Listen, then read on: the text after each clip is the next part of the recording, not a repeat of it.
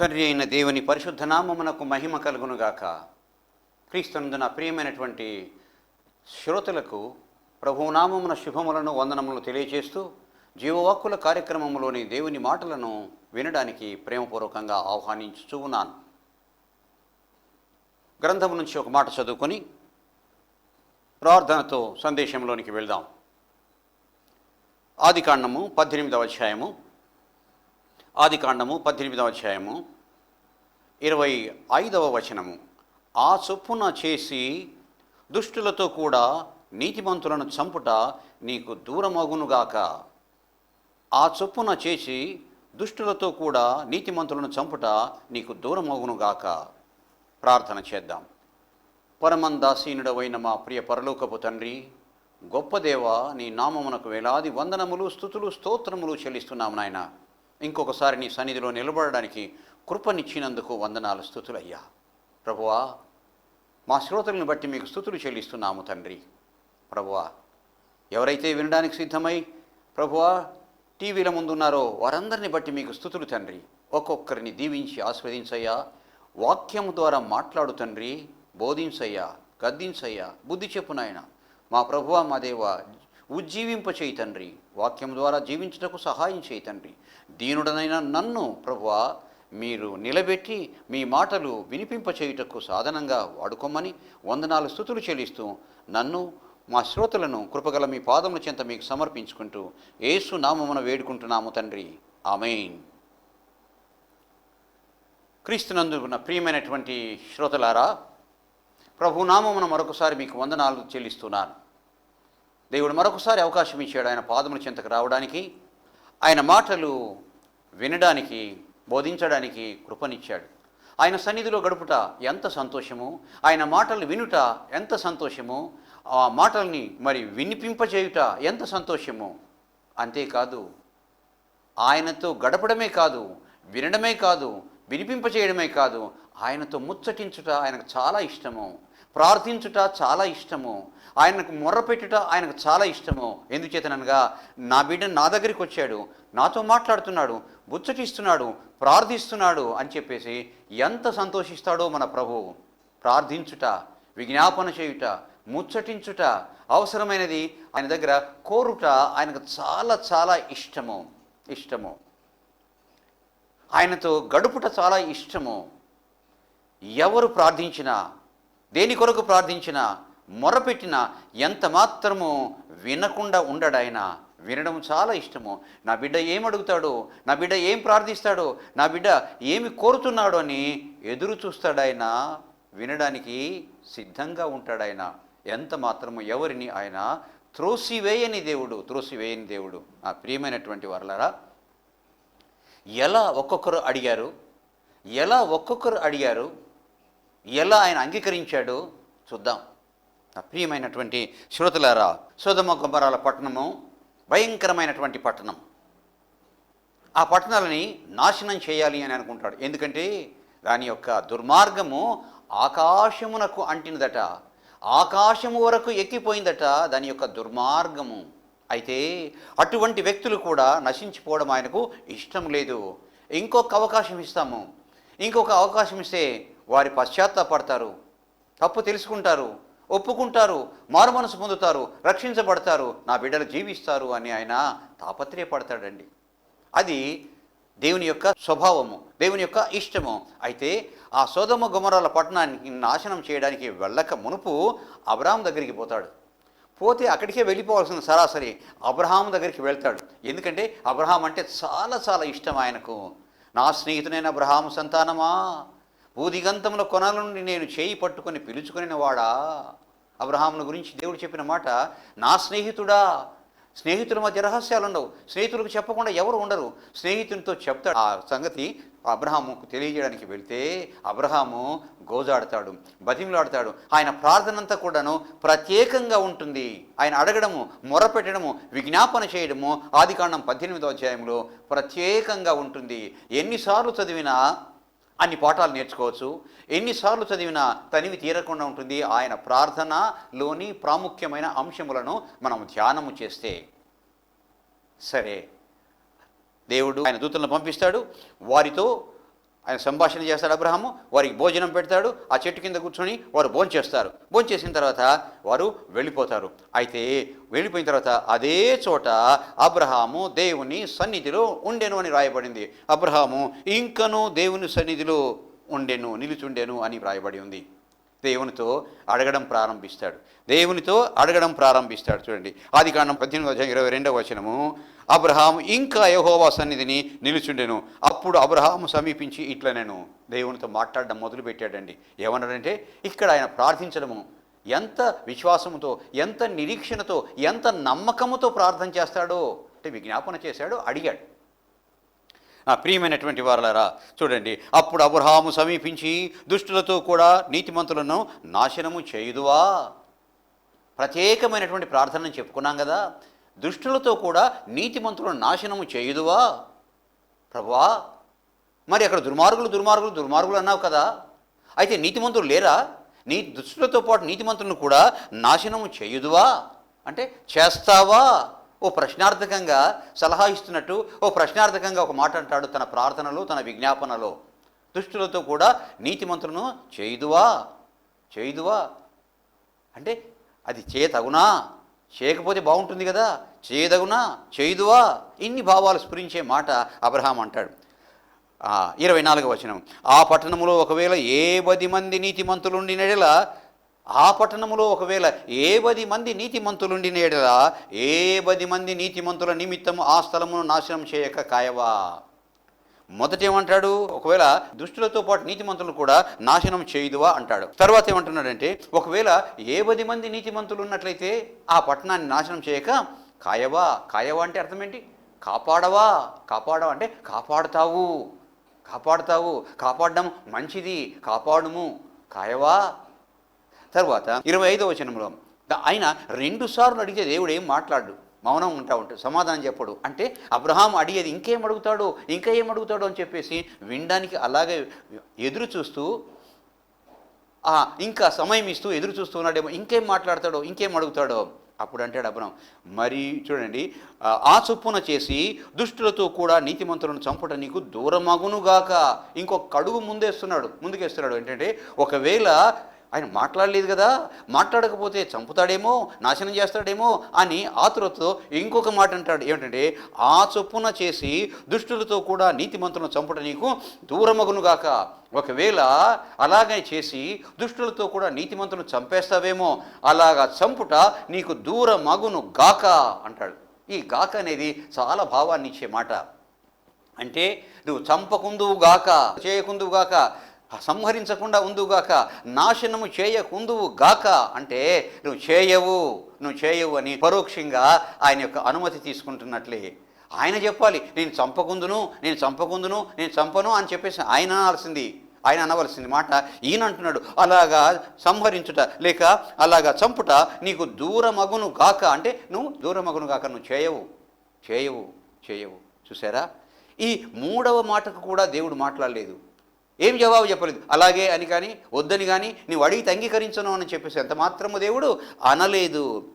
నీతిమంతుని దుష్టునితో సమముగా ఎంచుట నీకు దూరమగునుగాక. ఒకవేళ అలాగా చేసి చంపుతావేమో, నీతిమంతుని దుష్టునితో సమముగా ఎంచుట నీకు దూరమగునుగా. అలా దుష్టునితో సమానంగా, నీతిమంతుని సమానంగా భావించి సంహరిస్తావేమో, చంపేస్తావేమో, అటువంటి పని చేయకుండా అది నీకు దూరమగును గాక అంటాడు. మరలా 2వసారి చేయకుందువు గాక, దూరమగును గాక అంటాడు. ఈ మాటకు కూడా 4 మాటలు మాట్లాడితే దేవుడు ఏమీ అనలేదు, వింటూనే ఉన్నాడు, చూస్తున్నాడు అబ్రహాం వైపు. అబ్రహాం ఏమంటాడో తెలుసా? ఇంకా చివరి మాట ఏమంటే, సర్వలోకమునకు తీర్పు తీర్చువాడు న్యాయము తీర్చడా? సర్వలోకమునకు తీర్పు తీర్చువాడు న్యాయము చేయడా? అంటే అర్థం ఏంటి? నువ్వు న్యాయమే చేస్తావు కానీ అన్యాయము చేయవు. అంటే అర్థం ఏంటి? నీవు నీతిమంతుని చంపవు, దుష్టుని చంపుతావు కానీ నీతిమంతుని చంపవు, నీతిమంతుని నువ్వు రక్షిస్తావు అని అర్థము. ఎంత విశ్వాసముతో కూడినటువంటి ప్రార్థన, ఎంత విశ్వాసముతో కూడినటువంటి విజ్ఞాపన, ఎంత విశ్వాసముతో కూడినటువంటి మొర్ర పెట్టుతున్నాడు. నిజంగా విశ్వాసముతో కూడిన ప్రార్థన, విశ్వాస సహిత ప్రార్థన, నిరీక్షణ సహిత ప్రార్థన, నమ్మకపు సహితపు ప్రార్థన. ఎంత సర్వలోకమునకు తీర్పు తీర్చువాడు సర్వలోకమునకు తీర్పు తీర్చువాడు న్యాయము చేయడా అంటే అర్థం ఏంటి? న్యాయమే చేస్తాడు, న్యాయమే చేస్తాడు. 4 మాటలు మాట్లాడేదాకా అలాగే చూస్తున్నాడు, కానీ ఒక్క మాట కూడా మాట్లాడలేదు దేవుడు అబ్రాహాముతో. అయినా అబ్రాహాములో ఎంత విశ్వాసం ఉందో, ఎంత నమ్మకం ఉందో, ఎంత నిరీక్షణ ఉందో అలాగే వింటున్నాడు. కాబోలు వింటున్నాడు. ఎంత మంచి మాటలు, విశ్వాసము నమ్మకముతో కూడినటువంటి మాటలు. ఏమనంటే, దుష్టులతో కూడా నీతిమంతులను నాశనం చేయుదువా? ఆ పట్టణంలో 70 మంది నీతిమంతులు ఉన్న ఎడల ఆ 70 మందిని బట్టి ఆ పట్టణము ఆ స్థలమును నాశనం చేయక కాయవా? రెండవ మాట, ఆ చొప్పున చేసి దుష్టులతో కూడా నీతిమంతులను చంపట నీకు దూరమగును గాక. మూడవ మాట, నీతిమంతుని దుష్టులతో సమముగా ఎంచుట నీకు దూరమగును గాక. చివరే, సర్వలోకమునకు తీర్పు తీర్చువాడు న్యాయం చేయడా? న్యాయమే చేస్తాడు. 5 మాటలు రాయబడిన ఇక్కడ 2 వచనాలలో 5 మాటలు రాయబడ్డాయి. ఎంత గొప్ప విశ్వాసాన్ని, ఎంత గొప్ప నిరీక్షణను తెలియజేస్తుందో అబ్రహాము యొక్క నిరీక్షణను, విశ్వాసాన్ని తెలియజేస్తుంది. చూసారా? ప్రార్థన ఇలాంటి, అయ్యా నువ్వు చేయవా, కాపాడవా, సంహరిస్తావా, ఇది నీకు న్యాయమా, నువ్వు చేయకుందువుగాక అని మన ప్రభువును గోజాడుట, బ్రతిమాలుట ఆయనకి ఎంత ఇష్టమో ఈ మాటల వలన తెలుస్తుంది.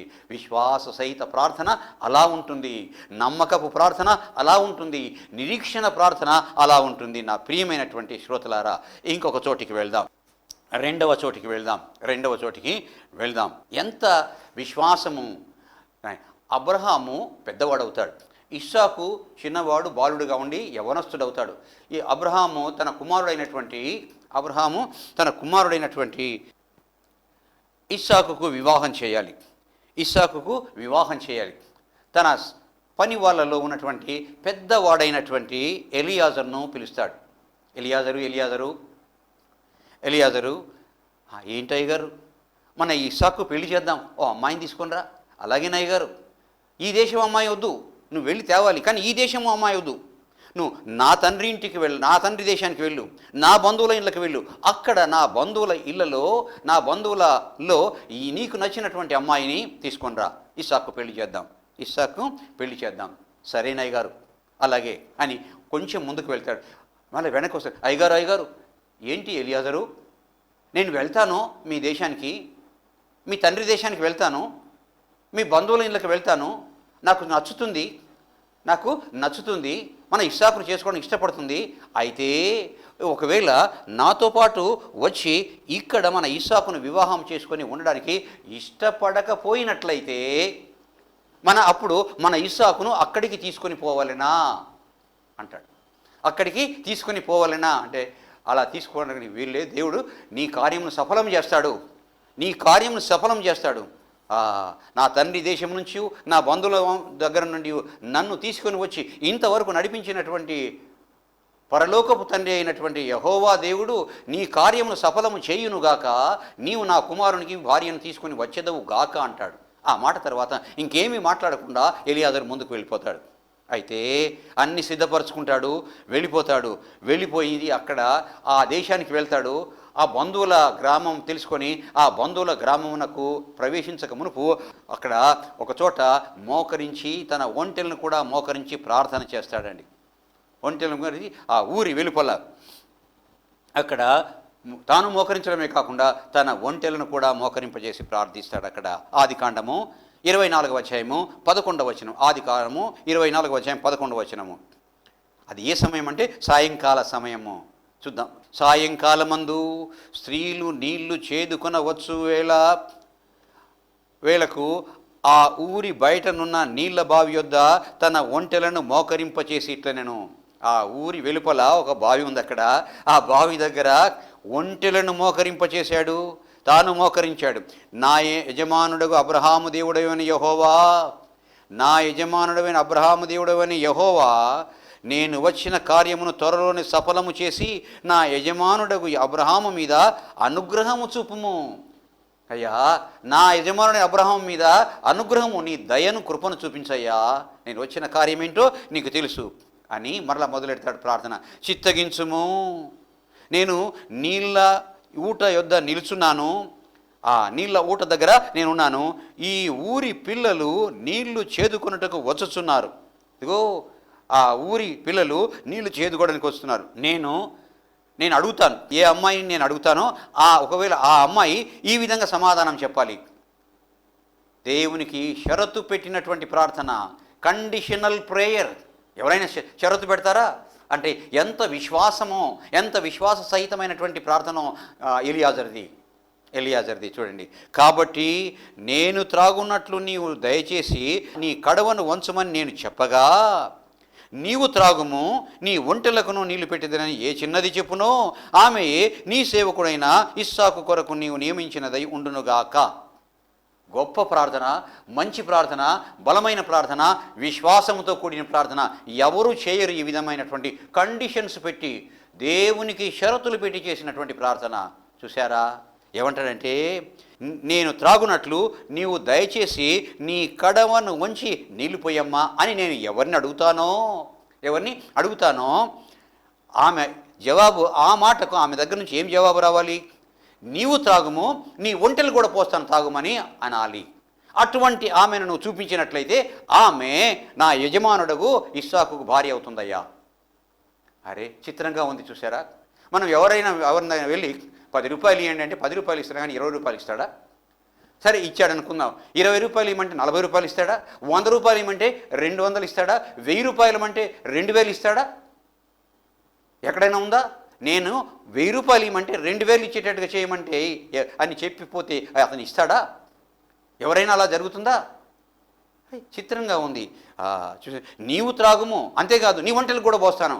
అడిగింది ఒకటి, చేయవలసింది 2. నేను అడిగిందే కాదు, ఇది కూడా చేయాలి. నేను ఒకటి అడిగితే 2 చేయాలి. అలా నేను అడిగినప్పుడు ఎవరైతే ఒప్పుకుంటారో, ఎవరైతే అంగీకరిస్తారో, ఆ రెండవది అంగీకరిస్తారో, అది అంగీకారం అంటే ఆటోమేటిక్గా వారి నుంచి రావాలి. రెండవది నేను అడగను, మొదటిది అడుగుతాను. నాకు త్రాగడానికి నిలిపోయి అని ఒకటి అడుగుతాను. అని అడిగితే రెండవది కూడా వారంతటా వారే చెప్పాలి. ఆ అమ్మాయి అంతటా అమ్మాయి చెప్పాలి. అలా చెప్పినటువంటి అమ్మాయిని నీవు కనపరిచినటువంటి అమ్మాయి అవుతుంది, నా యజమానుడైనటువంటి ఇస్సాకు. దేవునికి కండిషన్ పెడతారండి ఎవరైనా? దేవునికి షరతులు పెడతారండి ఎవరైనా? అరే, ఎంత విశ్వాసము, ఎంత నమ్మకము, ఎంత నిరీక్షణ దేవుని ఎడల. చూసారా? అబ్రహాముకున్నది 100%. ఏమన్నాడు? నా దేవుడైన యెహోవా నా తండ్రి దేశం నుంచి, నా బంధువుల నుంచి నన్ను నడిపించి ఇంతవరకు నన్ను పోషించినటువంటి దేవుడైన యెహోవా తన దూతను నీకు ముందుగా పంపి తన కార్యం సఫలం చేయును గాక అన్నాడు. అంతే, ఒకటే మాట. ఇంకా కండిషన్స్ లేవు, ఏమీ లేవు. కానీ ఇక్కడేమంటుందంటే ఆయన 100% విశ్వాసం ఉంటే, ఎలియాజర్కు 200% విశ్వాసం ఉందండి మన మాటలో చెప్పుకోవాలంటే. అవునా? 200%. ఎలా? నేను ఒకటి అడిగితే 2 చేయాలి. ఒకటి అడిగినప్పుడు 2 చేస్తే మరి 200% అవుతుంది కదా. చూసారా? నిజమే, రెండింతల విశ్వాసపు ప్రార్థన ఎలియాజర్ది. నెరవేరిందా? వచ్చింది అమ్మాయి, చూడ చక్కనిది ఆమె, చాలా చిన్నది, బహు చక్కనిది, అందమైన అమ్మాయి. చూసిన వెంటనే నచ్చుకున్నాడు. ఈ అమ్మాయి నా యజమానుడైన ఇస్సాకు తగినటువంటిది. అమ్మా, నీళ్ళు పోయమ్మా, తాగుతాను, నీకు పోస్తాను, నీ ఒంటెలకు పోస్తాను. Very good. దేవుడు సఫలం చేశాడు కదా. ఎస్, కార్యం సఫలం చేశాడు. ఆ అమ్మాయి ఇంటికి పోతుంది, చెప్తుంది. తర్వాత ఎలియాజర్ అక్కడికి వెళ్తాడు, ఆ ఇంట్లో ఆతిథ్యం తీసుకుంటాడు, వచ్చిన పని చెప్తాడు, తర్వాత భోంచేస్తాడు, వాళ్ళు అంగీకరిస్తాడు. ఆమెను తీసుకొని తన యొక్క యజమానుని దగ్గరికి వెళ్ళిపోతాడు. ఇస్సాకు భార్య అవుతుంది. ఎంత విశ్వాసము చూసారా? అబ్రహాముకున్నటువంటి విశ్వాసము చూసాము. ఆ తర్వాత ఎలియాజరుకున్నటువంటి విశ్వాసము చూసాము. నా ప్రియమైనటువంటి వారలారా, అక్కడ ఎలియాజరు షరతులు పెట్టిన ప్రార్థన, ఇంకో ప్రార్థన సవాలుతో కూడినటువంటి ప్రార్థన, ఛాలెంజింగ్ ప్రేయర్, సవాలుతో కూడినటువంటి ప్రార్థన. నా ప్రియమైన వారలారా, చూద్దాం. 2వ రాజుల గ్రంథము 20వ అధ్యాయము 1వ వచనం నుంచి కొన్ని వచనాలు చదువుదాం. 2వ రాజుల గ్రంథము 20వ అధ్యాయం 1వ వచనం నుంచి. ఆ దినములలో హిజ్కియాకు మరణకరమైనటువంటి రోగము కలుగగా ఆమోజు కుమారుడును ప్రవక్త అయిన యెషయా అతని యొద్దకు వచ్చి, నీవు మరణమవుతున్నావు గనుక, బ్రతకవు గనుక నీ ఇల్లు చక్కబెట్టుకొనమని యెహోవా సెలవిచ్చుచున్నాడు. వెరీ క్లియర్గా స్పష్టంగా దేవుడి మాట. ఇదిగో, నువ్వు మరణించబోతున్నావయ్యా, నీ ఇల్లు చక్కబెట్టుకో. ఇల్లు చక్కబెట్టుకోవడం అంటే శుభ్రం చేసుకోవడము, ఊడ్చడము, తుడవడము, ఆ తర్వాత ఈ అన్ని తులుపుకోవడము, పెయింట్ వేయడము, ఇదా చక్కబెట్టుకోవడము అంటే? మరణానికి సిద్ధపడు, నీ యొక్క లెక్క ముగించుకో, మరణానికి సిద్ధపడు. నీ ఇల్లు చక్కబెట్టుకోవడం అంటే నీ యొక్క వ్యవహారాలను కూడా చక్క చేసుకో. అతడు తన ముఖమును వెంటనే, ఈయన ఎంతకు మంచివాడంటే హిజ్కియా రాజు, వెంటనే గోడ తట్టు ముఖం తిప్పుకొని ప్రార్థన చేస్తాడండి. ఎలా ప్రార్థన చేస్తాడంటే ఇక్కడ సవాలుతో కూడిన ప్రార్థన అండి. ఎలియాజరేమో అటువంటి షరతులతో కూడిన ప్రార్థన, ఇక్కడేమో సవాలుతో కూడినటువంటి ప్రార్థన. యథార్థ హృదయుడునై, 3వ వచనము, యథార్థ హృదయునై సత్యముతో నీ సన్నిధిని నేనెట్లు నడుచుకుంటునో, నీ దృష్టికి అనుకూలముగా సమస్తమును నేనెట్లు జరిగించుతునో కృపతో జ్ఞాపకము చేసుకును అని హిజ్కియా కన్నీళ్లు విడుచుతూ యెహోవాను ప్రార్థన చేశాను. ఒక్క వచనములోనే ఆయన ఎలా ప్రార్థన చేశాడో ఆ ప్రార్థన సంక్షిప్తంగా ఒక్క వచనములోనే వ్రాయబడింది గ్రంథంలో. చూశారా? యథార్థవంతుడనై సత్యముతో నీ సన్నిధిని నేనెట్లు జరిగించుతునో కృపతో జ్ఞాపకం చేసుకో. ఇల్లు చక్కబెట్టుకోమన్నావు, అయిపోయింది నీ సమయము, రెడీగుండు రావడానికి అన్నావు. అయితే నేను యథార్థవంతునికి ఎలా జీవించానో, సత్యంతో ఎలా ప్రవర్తించానో నీవు జ్ఞాపకం చేసుకో ఒకసారి అని చెప్పేసి అంటాడు. అని హిజ్కియా కన్నీళ్లు విడుచుచూ యెహోవాకు ప్రార్థన చేశాను. 4వ వచనము, యెషయా నడిమిశాలలో నుండి అవతలకు వెళ్ళక మునిపే, యెషయా దేవుడు మాట్లాడినప్పుడు ఒక హాల్లో ఉన్నాడు, నడిమిశాలలోకి వెళ్ళక మునిపే, అవతలకు వెళ్ళక మునిపే, అక్కడి నుంచి బయటికి పోక మునిపే ఇమ్మీడియట్గా దేవుడి నుంచి వచ్చింది జవాబు. యెహోవా వాక్కు ప్రత్యక్షమయ్యేలాగు సెలవిచ్చెను, నీవు తిరిగి నా ప్రజలకు అధిపతి అయిన హిజ్కియా వద్దకు పోయి అతనితో ఇట్లనుము. వెంటనే చెప్పాడు, నా ప్రజలకు అధిపతి అయినటువంటి హిజ్కియా వద్దకు పోయి ఈ మాట చెప్పు యెషయా. అప్పుడు వెళ్తాడు. వెళ్ళి ఏమన్నాడు తెలుసా? ఏమంటావంటే, నీ పితరుడైన దావీదునకు దేవుడగు యెహోవా సెలవిచ్చినదేమనగా, నీవు కన్నీళ్లు విడుచుట చూచి తిని నీ ప్రార్థన నేను అంగీకరించి ఉన్నాను, ఇంకా 15 సంవత్సరముల ఆయుష్యం నీకు ఇచ్చేదను. రెస్పాన్స్ వచ్చిందండి. ఏ విధంగా ప్రార్థన చేశాడు? సవాలుతో కూడిన ప్రార్థన చేశాడండి. ఎప్పుడు వస్తుంది సవాలుతో కూడిన ప్రార్థన? విశ్వాస సహితమైతే సవాలు చేస్తాడు. చూడండి, సవాలుతో కూడిన ప్రార్థన, విశ్వాసం ఉంది కాబట్టి. నీ ప్రార్థన నేను అంగీకరించి ఉన్నాను, ఇంకా 15 సంవత్సరముల ఆయుష్ నీకు ఇచ్చేదను, మరియు నా సేవకుడైన దావీదు నిమిత్తము ఈ పట్టణమును నేను కాపాడుదును, ఈ పట్టణమును కాపాడుదును. చూసారా ఎంత? నిన్ను కాపాడుతానయ్యా, 15 సంవత్సరాలు ఆయుష్ ఇచ్చి నీ పట్టణాన్ని కూడా కాపాడుతాను. 15 years ఎక్స్టెండెడ్ లైఫ్. నా ప్రియమైనటువంటి వారలారా, చూసారా? ఇంకొక ప్రార్థన దగ్గరికి వెళ్దాం. న్యాయాధిపతుల గ్రంథంలో ఒక న్యాయాధిపతి యెఫ్తా అసలు ఎట్లా అడిగినా దేవుడు అంగీకరించిండు. అసలు చిత్రంగా ఉంటుంది ఆయన అడగడము. అసలు ఇది ప్రార్థన చేయడమేనా, ఇది అడగడమేనా? అయినా దేవుడు ఇస్తాడా? ఆయన ఇచ్చాడు.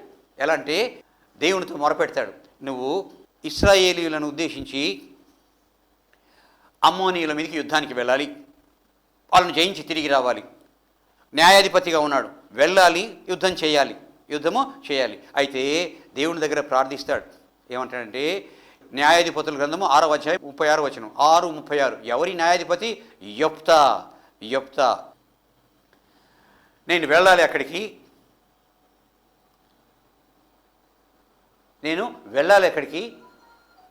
వెళ్ళనా, జయించి రాగలనా అన్నప్పుడు, వెళ్ళు, నువ్వు జయిస్తావు, నీకు అప్పగిస్తానని చెప్పేసి దేవుడు అంటాడు. అయినా అనుమానం వచ్చి దేవుని దగ్గర మొరపెడతాడు. న్యాయాధిపతుల గ్రంథం 6వ అధ్యాయం 36వ వచనము, అప్పుడు గిద్యోను, నీవు సెలవిచ్చినట్లు నా చేత ఇశ్రాయేలును రక్షింపను ఉద్దేశించిన ఎడల, ఒకవేళ నా చేత ఈ ఇశ్రాయేలును రక్షింప ఉద్దేశించిన ఎడల ఒక కండిషన్ ఏంటంటే, నేను కళ్ళమున గొర్రెబొచ్చు ఉంచిన తరువాత నేల ఎంతయు ఆరి ఉండగా ఆ గొర్రెబొచ్చు మీద మాత్రమే మంచు పడినట్లు చెప్పి నాకు సెలవి. నేను వెళ్తాను, నాకు నమ్మకం కుదరాలంటే ఈ పనికి నువ్వు చేయాలి. ప్రార్థిస్తుంటే ఆ నేలంతా పొడిగా ఉండాలి, ఆ గొర్రెబొచ్చు మాత్రమే తడిగా ఉండాలి, మంచు పడాలి.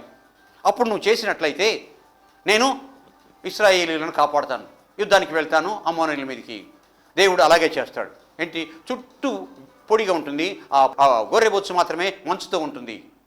మరలా అనుమానం వస్తుంది, ఇది నిజమేనా అని మరలా అడుగుతాడు దేవుణ్ణి. ఏమని అడుగుతాడంటే, చుట్టూ మంచు పడాలి, గొర్రెబొచ్చు మాత్రమే పొడిగా ఉండాలి. చుట్టూ మంచు పడాలి, గొర్రెబొచ్చు మాత్రమే పొడిగా ఉండాలి. దేవుడు అలాగే చేస్తాడు. చూసారా?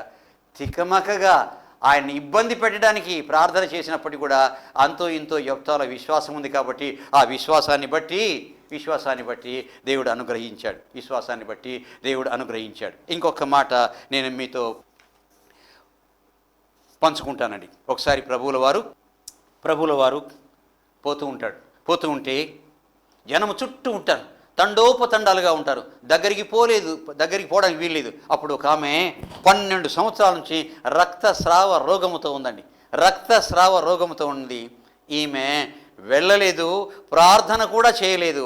విశ్వాసం ఏంటంటే నేను వెళ్ళి ఆయన పై చెంగును ముట్టితే చాలు నేను బాగవుతానని చెప్పేసి విశ్వాసంతో ఆ మనుషుల నుంచి చిన్నగా లోపలికి వెళ్ళి వెనక వైపు నుంచి ఆయన పై వస్త్రాన్ని మాత్రమే ముట్టుతుంది.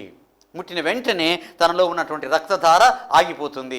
ఇది ఎక్కడ రాయబడిందంటే మత్తయి సువార్త 9వ అధ్యాయం 20వ వచనంలో రాయబడింది. మత్తయి సువార్త 9వ అధ్యాయం 20వ వచనంలో రాయబడింది. ఎప్పుడైతే ఆమె ముట్టుతుందో వెంటనే తన యొక్క రక్తధార ఆగిపోతుంది. అది ప్రభువుకు ఆమెకు మాత్రం తెలుసు. అది బయటకు వ్యక్తం కావాలి. ఎవరో నన్ను ముట్టుకున్నారు, నాలో నుంచి ప్రభావం పోయింది అని ప్రభువు చెప్పినప్పుడు ఇంతమంది మీద పడుతున్నారు కదయ్యా, ఎవరని చెప్పగలం ప్రభు అంటాడు పేతురుకి ఏం తెలుసు ఆ సంగతి. అప్పుడు ఆమె వణుకుతూ వచ్చి ప్రభు దగ్గర నిలబడితే నేనేనయ్యా, భయపడకము, నీ విశ్వాసం నిన్ను రక్షించింది, వెళ్ళమంటాడు. విశ్వాస సహిత ప్రార్థనలు మనం చూసాం. మన ప్రార్థన అలా ఉండాలి, విశ్వాస సహితంగా ఉండాలి. నువ్వు చేయుదువుగాక, జరుగునుగాక, అంగీకరిస్తావుగాక, ఇలా చెప్పుకుంటూ వెళ్తే ఎన్ని ప్రార్థనలు విశ్వాస సహిత ప్రార్థన కలిగి ఉందామా? ప్రార్థన చేద్దాం. ప్రభు అయిన దేవా, గొప్ప తండ్రి, వందనాలు, స్తుతులు, స్తోత్రములు నాయన. ఇదిగో విశ్వాస సహిత ప్రార్థన ప్రభువా నాయన, నిరీక్షణతో కూడిన ప్రార్థనలు, నమ్మకంతో కూడిన ప్రార్థన ప్రభువా ఎలా ఉంటుందో చూపించావు ప్రభువా. నువ్వు అంగీకరించావు వారి ప్రార్థన ప్రభువా. అట్టి ప్రార్థన మేము మా శ్రోతలు కలిగి ఉండినట్లు సహాయం చేయమని, విన్నటువంటి వాక్యం వ్యర్థమైపోకుండా వారి జీవితాల్లో ఫలింపచేయమని యేసయ్య నామమున అడిగి వేడుకుంటున్నాము తండ్రి. ఆమెన్. తండ్రి, కుమార, పరిశుద్ధాత్మ త్రియేక దేవుని ఆశీర్వాదములు అనుగ్రహించబడను గాక. Amen, amen, amen.